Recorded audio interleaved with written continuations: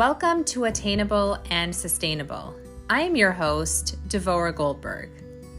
In this podcast, I guide my listeners through a deeper look into the parallel paradigm of Hollywood love and the Jewish perspective of healthy love and relationships, something which is truly attainable and sustainable for all. Thank you for joining. Welcome to the Attainable and Sustainable Podcast, episode number 6. Today's topic is titled, Did She End Up Aborting Her Baby? This podcast is all about shining the unique spark beyond the typical and traditional Hollywood love. I'm super excited about today's topic as we delve even deeper into the paradigm of Hollywood culture of love, relationships, and women empowerment. We're all familiar with Hollywood, right?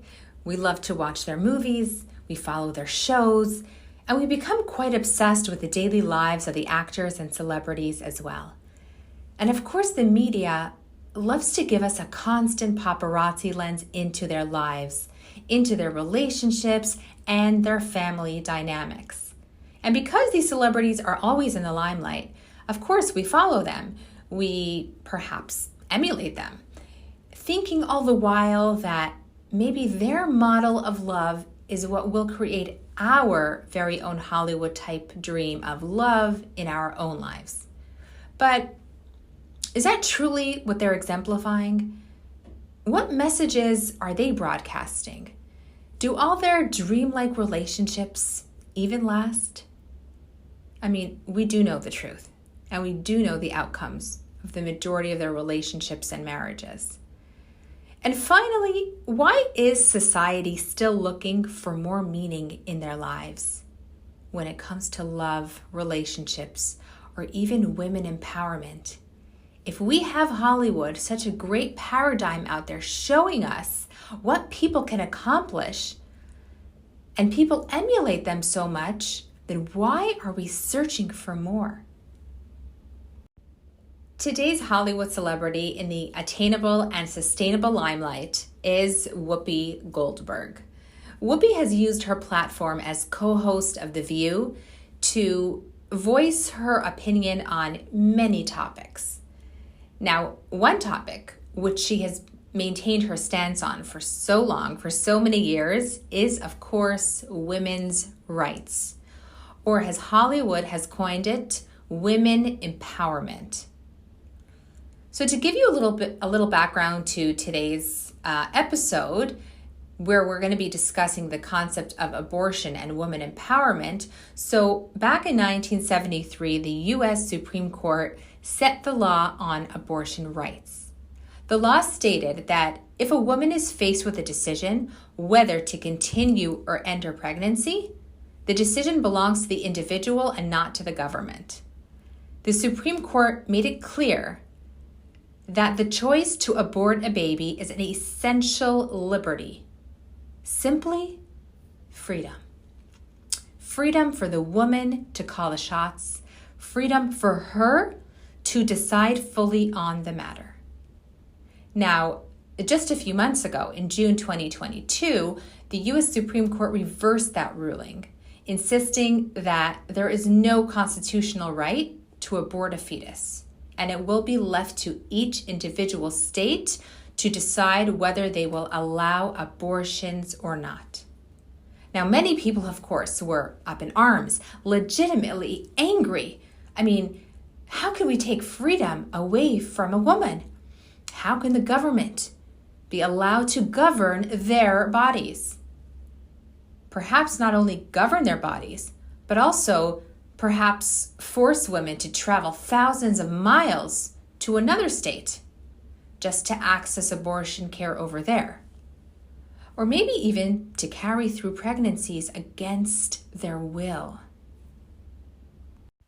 Now, let's take a seat on the TV show called The View. Okay, so we're going to join the audience where the co-hosts, Whoopi, Sarah, Joy, and Sunny, are debating.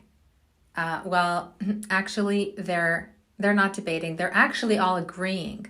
They're agreeing on their view on this very topic. So Whoopi starts off the show with a question. Who's going to make the choice? A woman and her doctor or her politician? Should an elected governor decide or the woman and her family? She gives some background that recently Lindsey Graham had claimed on TV, finally elected officials have the say about life and the conditions of an abortion. And Lindsey says, I think that's the way it should be. Now Whoopi fires back. You know what? It's actually not the way it should be. Women are not going to allow you to dictate what to do with their bodies. They're just not going to do it.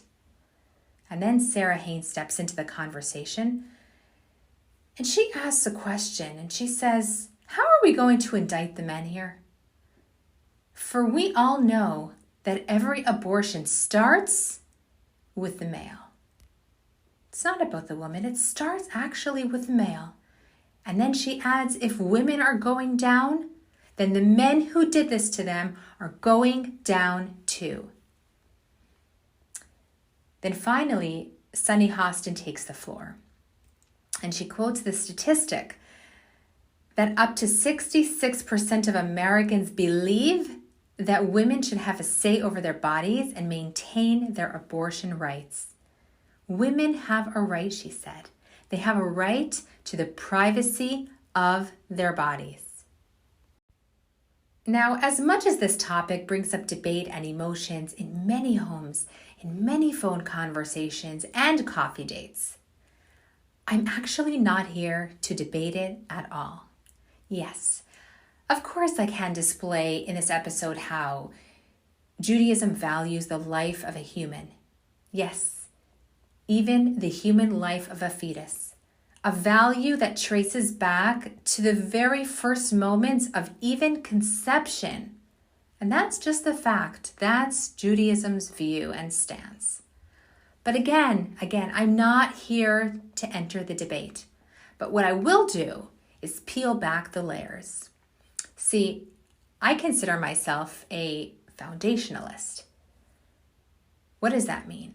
Everything in this world has a foundation. A structure has a foundation, a thesis has a foundation, or even an argument which is heatedly debated on The View. It all has a core which the issue at hand was built upon. So what do we have here? Here we have celebrities encouraging us as women to be empowered and have full rights and a final say over our bodies. But how did we get here in the first place? Where did the topic of abortion begin? Now, many people will claim that the rape issue is the cause of unwanted pregnancies. And I think we all agree. Rape is horrible. It's an unforgivable action. It has left scars on too many women in history. And yes, of course, Whoopi and her co-hosts point their fingers there too, and they blame the rape culture. But we all know that that's not the only cause. We are all well aware that many pregnancies are caused. Why? Because of what society likes to call one-timers or one-offs or hookups. That is society's way of watering down the casual sex culture, terming it as such in order to make it acceptable, making it acceptable for any man and woman to have sex with anyone and everyone at any time in anyone's bed. They tell us that a one-time sexual connection is really no big deal. But let's be honest. What is it producing? It's producing too many whoops. Sorry, Whoopi. Seriously? No pun intended. These one-time hookups are causing too many outcomes where women find themselves pregnant and they're just not ready to commit. They're not ready to bring this child into the world. And only then the spotlight turns on. And only then the debate begins. What's she going to choose? Will she keep her baby or not?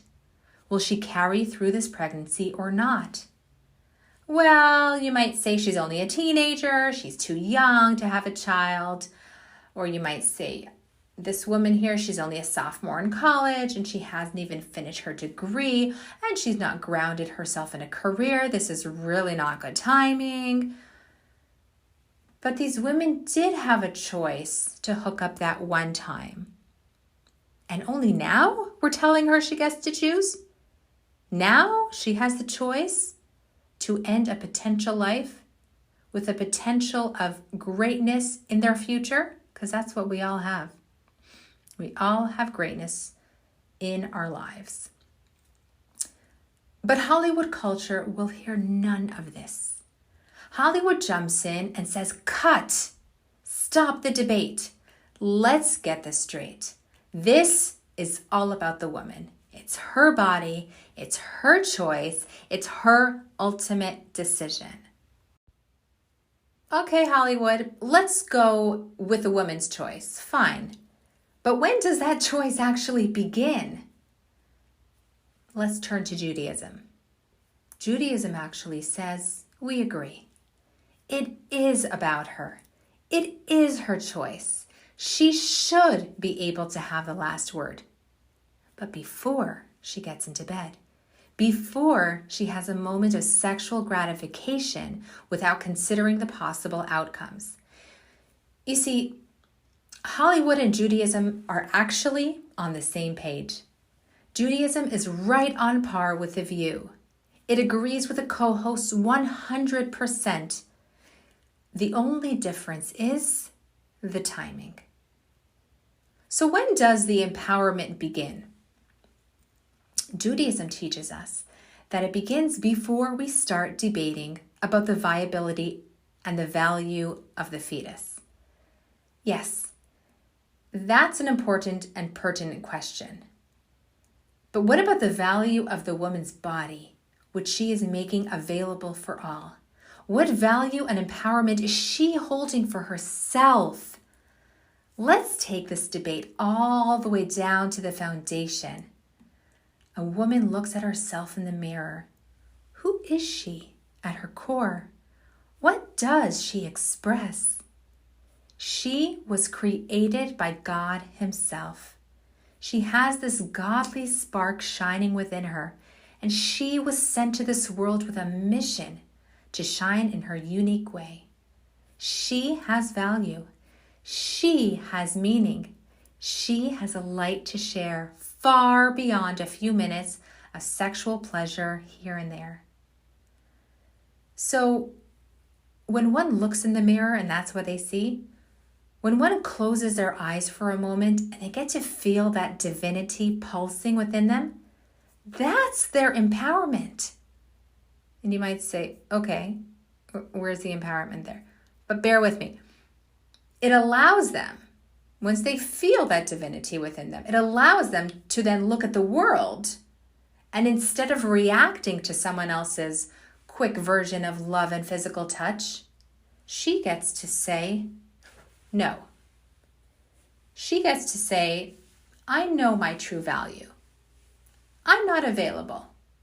I'm not getting into bed. I'm not even available for casual touch, for it may turn you on. It may turn me on, and who knows where it can go from there. So you see, when we have that perspective, then how many abortion conversations will be left to have? How pertinent will the topic even be? I believe definitely less than before. Why am I so sure? Because once we have solidified a foundation of inner worth and value within ourselves as women, we will automatically project that value to every human being, man, woman, child, neighbor, news anchor, celebrity, and small fetus, which has just begun its journey, forming into a little human being, its organs forming and strengthening with each day, each week, each trimester, growing every day into a baby ready to enter our world, where we will celebrate its unique spark, its unique potential, its gift to the world, a better world, a happier world, a wholesome place to live. And I believe that as the mother gets more and more eager to welcome her child into this world, she thinks how she can empower him or her. To relate this message of empowerment that when the baby is still young, still impressionable, that it has a unique spark, that it has a unique and godly light shining within, and that this baby, that this child should value that spark and value its body as well. Don't toss it around and make it available for everyone. Don't cheapen the sparkling diamond that you really are. That this mother should want to teach her children when they're young that it's okay to say no.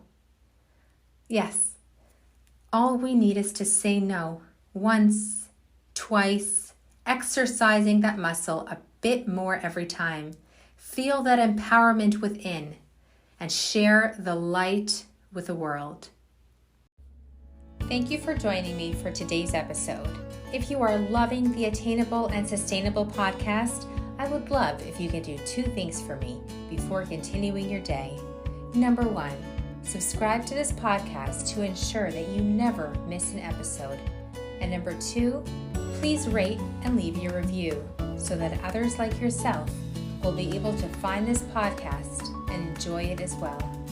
And finally, I'd love to hear from you. Let me know your feedback, your comments, your questions, your aha moments, or even something that you need further clarity on. See you at the next episode.